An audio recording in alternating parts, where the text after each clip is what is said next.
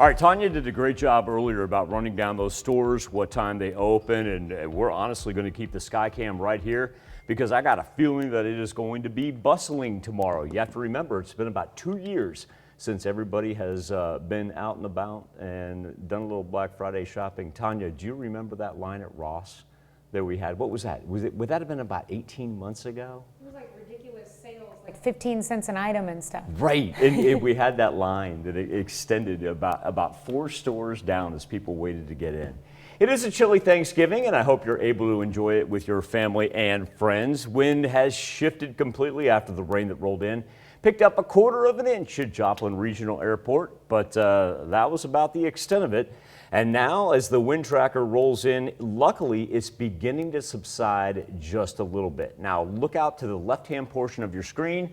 That is everything that's going to move in. So even though we still see Independence and Chanute in between about 15 to 20 miles per hour, it's going to die down as we work through our evening. That being said, our temperatures still low 40s, high 30s. We still got a ways to go because remember, we won't peak out until about 2:30.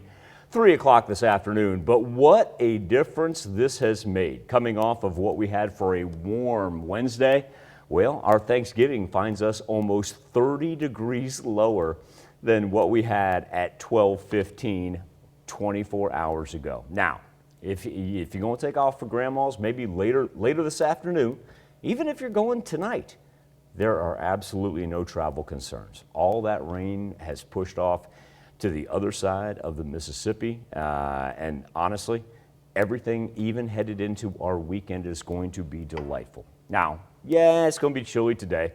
We know that. And overnight, like I said, if you are going to go Black Friday shopping, I would multi-layer it because we are going to drop below the freezing point. But we're going to be dry as well.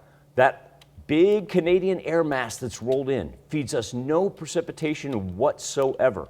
And on top of that, as we get ready for the weekend, how about a 7-day forecast that slowly warms up? We're talking about the 60s by the time we get to Saturday. Now, let's talk about the closeout of November. It's crazy to think that we're this far into it. But remember, Wednesday is going to be the 1st of December.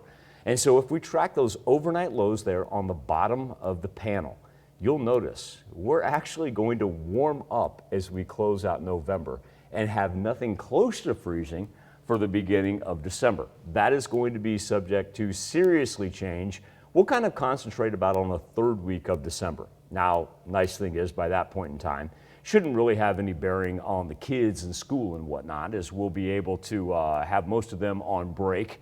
But anything that does flip over, yeah, Tanya, I'm not going to say we're going to see a white Christmas by any means, because we're not. We just, geographically for us, we have to wait until late January, February for that. But at the same point in time, we are probably looking at a pretty chilly middle to end of late month. I kind of wish, like, if we're going to have the cold temperatures, we'd get it all, but I don't know. I miss summer already. I know, but to close out November and open, look at this. That's going to be our first day of December. 62 degrees. Yeah, you can't complain about average that. high should be Average high should be about 52. And it may be cold today, but we've got a great weekend ahead of us.